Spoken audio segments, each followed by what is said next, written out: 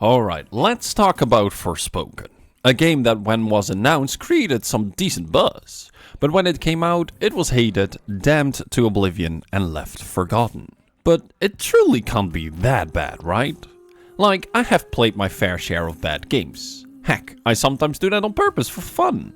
Or self-torture, I guess. But last time I asked myself the same question if a game really was that bad, I ended up reviewing Mass Effect Andromeda. A game that I really hated as a Mass Effect fan, and while it wasn't as bad as my first time playing it, it was still a very disappointing experience as the loss of potential was just immensely. In the end, I was still surprised to the reaction that my video on Mass Effect Andromeda got. Okay, not everybody seemed to get the intent to start and add to a conversation rather than shout louder in an already angry echo room, but there were some good points made and experiences shared by others, which was really nice. Now, I'm not saying people are not allowed to hate things. I mean, I have my fair share of things that I hate as well, but I try to keep them as less blind as possible, because blinded hate usually does hurt something in the long run. Look at review bombing, for example. Whenever it happens, it sparks somewhat of a positive reaction of the greedy game industry, which is good. But in the long run, it does cause some serious problem for any game, as whenever a review bombing occurs, it has a bandwagon effect which floods and drowns out actual critique and fair made points by the players. And that always leaves me a little bit dissatisfied and with a feeling of injustice. And it was that kind of injustice feeling that drove me back to Mass Effect Andromeda a couple of years ago to give it a fair chance again and doing it right as a reviewer. And in this case of Forspoken, it is visible aftermath of the review bombing itself. Steam these days gives us current review statuses, which does help somewhat, but when I look at the reviews with barely any playtime nor rhyme or reason why it's disliked, I feel like Forspoken is treated a little bit unjustly. So yeah, this review is a little bit born out of that, a wish to see the game be done more justice. And on top of that, which puts a lot more weight into the scale, is my feeling of curiosity, as I have not forgotten the potential Forspoken had when it was first announced. And let's say the game is bad. Well, then it goes very well with the other isekai games that are on this channel, so it's a win-win.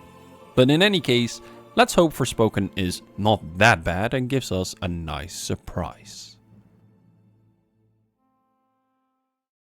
In Forspoken, we follow a young girl named Frey Holland who lives her entire life as an orphan on the streets of New York.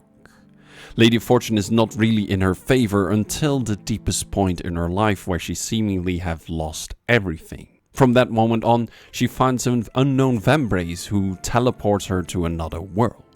And this world Frey finds herself in is called Athia. And it's nothing like New York. It's a fantasy world with castles, unique landscapes, creatures, and even dragons. But on further inspection, the world seems to be dying and near its end of its days as a phenomenon called the Break sweeps across the land, corrupting and killing everything in its path.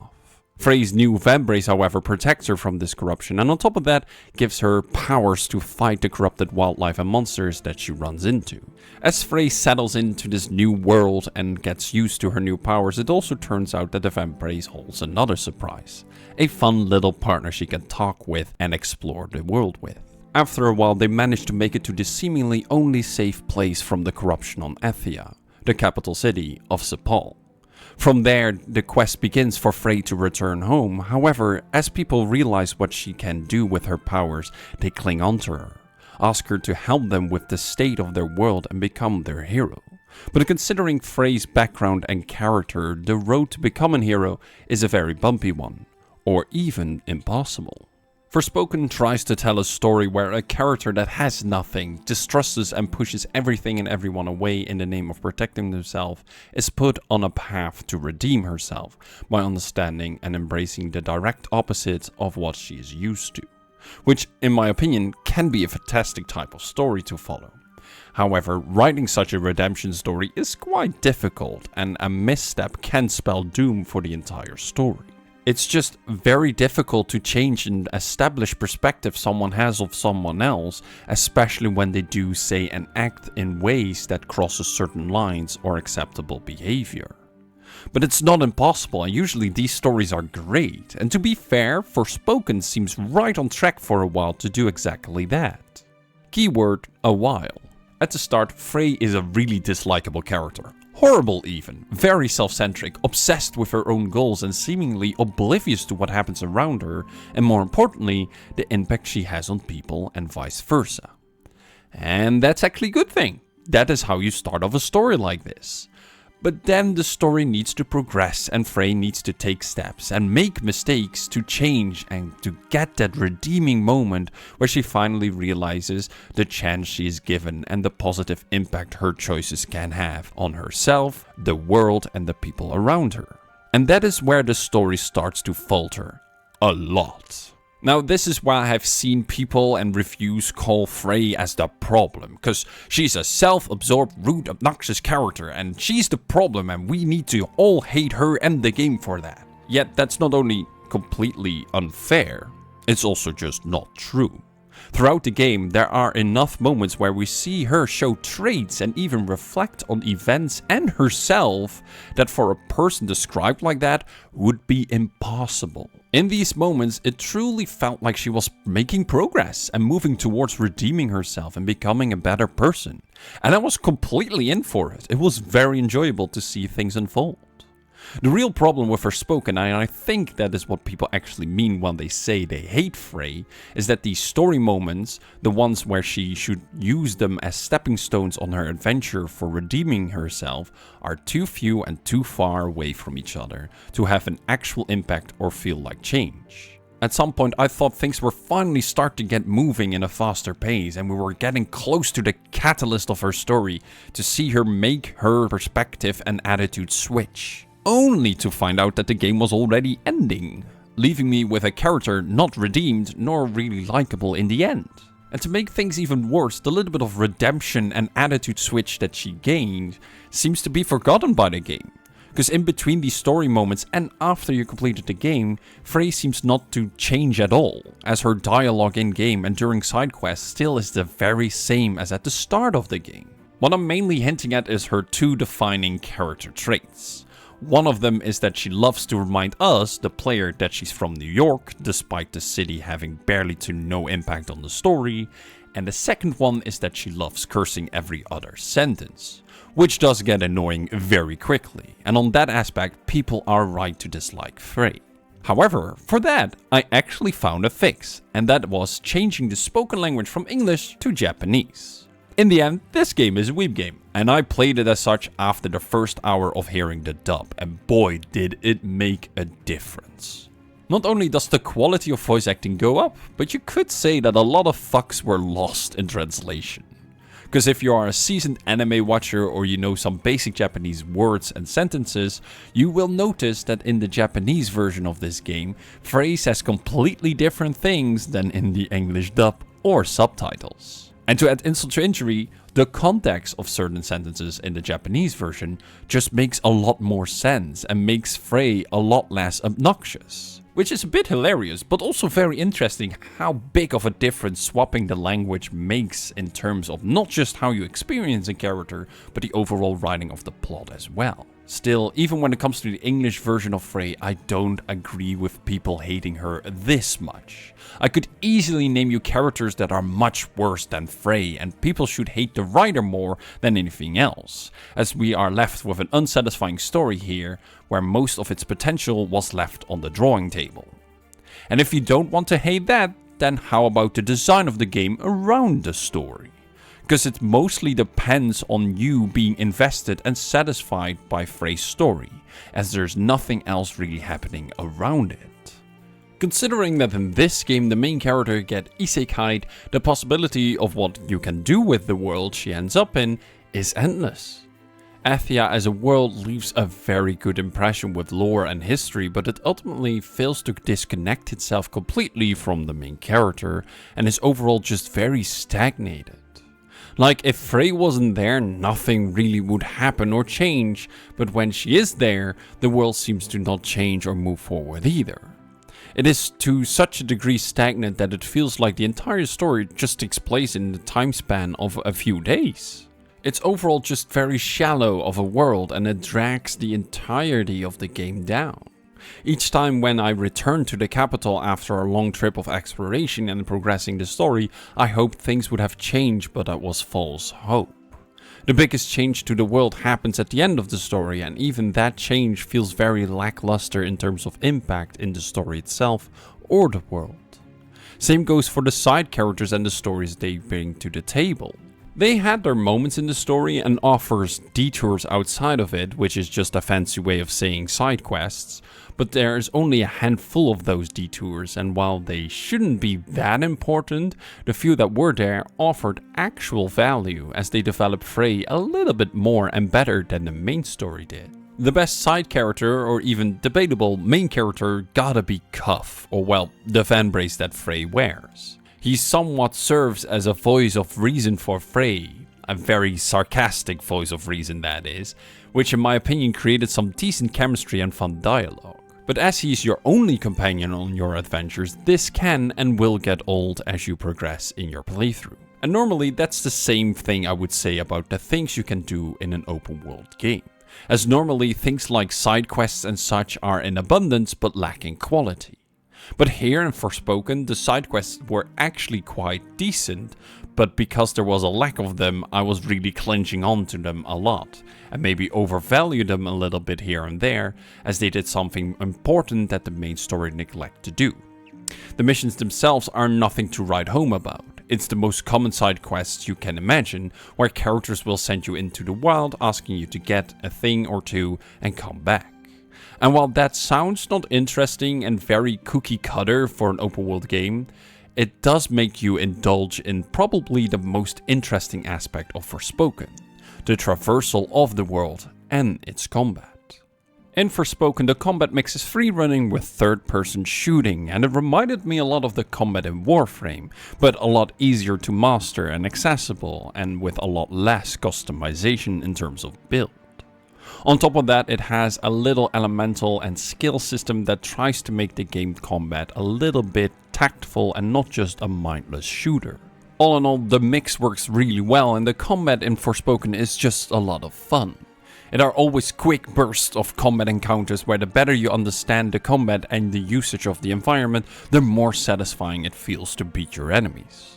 The biggest problem with the combat, however, is that this feeling, this excitement of the combat is more present in early game and mid game than it is in late game. As mentioned before, to keep the combat a bit more tactical, we have an element system where each enemy has their weaknesses, which you can exploit for more damage. This is a good idea, of course, and it works very well in practice, especially that each element you have comes with a very different set of skills that gives a lot of options during combat encounters overall. And thanks to the simplistic, fluid way of switching between elements and skills, it is encouraged to use them together as much as possible, even when they are not the preferred element. However, these elements are unlocked as you play through the story, and with that, a pacing issue slowly starts to creep into your experience. The way and speed you unlock these new elements and the way you upgrade older elements create a huge level gap later down the line. Meaning you will not only have all the skills in one element having full access to its max potential in comparison to a newer one you unlocked, but chances are that you just do more damage overall with the older elements, no matter weaknesses or resistance. This more or less takes away a little bit of the purpose of having a resistance system, and it's mostly caused by how upgrading your skills work.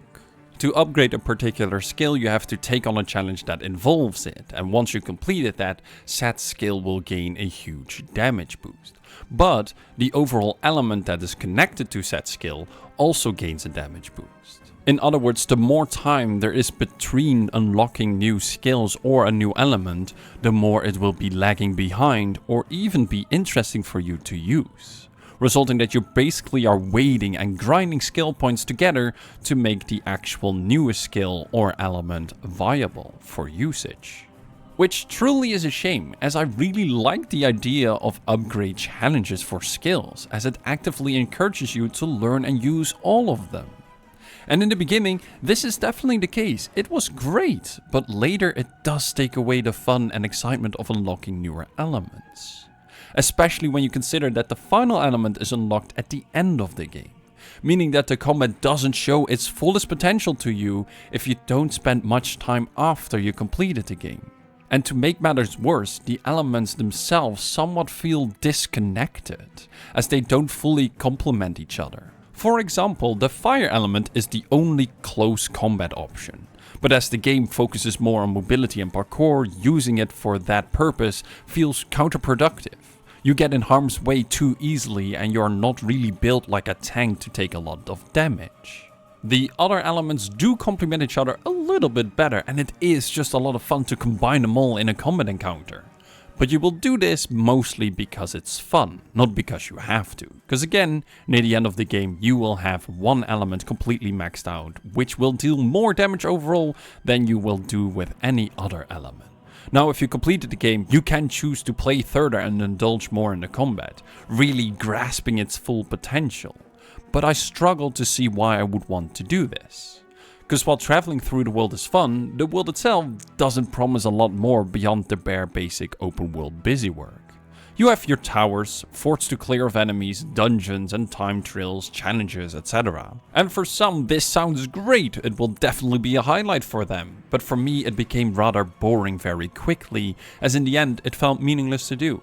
It was just the same open world stuff, but in a different game. And that captures Forspoken much better and is a much bigger problem than a badly written story or used character. The biggest problem in my opinion around Forspoken is that besides its combat, it's just a run-of-the-mill open world game that is released in a time where we already have too many of those. Take an open world from the past 5 to 10 years and basically that's it. You know what to expect and how the overall experience will be. And that statement includes the bad story itself and the faults of Frey as a character. It just might be because I played too many open world games in recent years, but the bad story and lackluster usage of Frey's character is a flaw that other open world games fall into as well, but in different ways. Now, I will be fair, swapping languages somewhat saved Frey's character, as the overall English dialogue for her is much worse, and on that end I agree with people. It's horrible. And I would also agree with people that would make the argument that understanding a completely different language is not really a fix here either, because it's not. But in the end I would conclude that Forspoken is not as bad as people say it is. In fact, how I see it, I would say it's actually worse, much worse, as it's just a very mediocre open world game and nothing else. This game could have been a great linear story where we see a character go from nothing to the top, redeeming herself along the way and earning what she always wished for. But nah, we got a basic open world game with a typical disappointing story. It's just a shame, especially when looking at the combat, as that was surprisingly good. On that front, it definitely deserves more attention, and hopefully in the near future we see usage of this combat in either a sequel or a new game. But hey, with that, a question is answered and another one opened up. Would I recommend this game? Hell no, at least not for full price of 80 euros. The nerve to ask 80 euros at launch, and even now, 2 years later, it's still at that price tag? Why are people mad about a character? Be mad at that price tag. But yeah, once the price has dropped, I paid around 25 euros, I would recommend Forspoken to people who enjoy open world games in general and seek a fun combat system that goes along with it. If the character and story still sounds like a deal breaker to you, you could consider changing the language like I did, or even skip it altogether, as the story itself doesn't really tell itself very well. Though I think if you give it a bit of a chance and forgiving attitude, you will get through it just fine. Because again, it's not that bad as people say it is.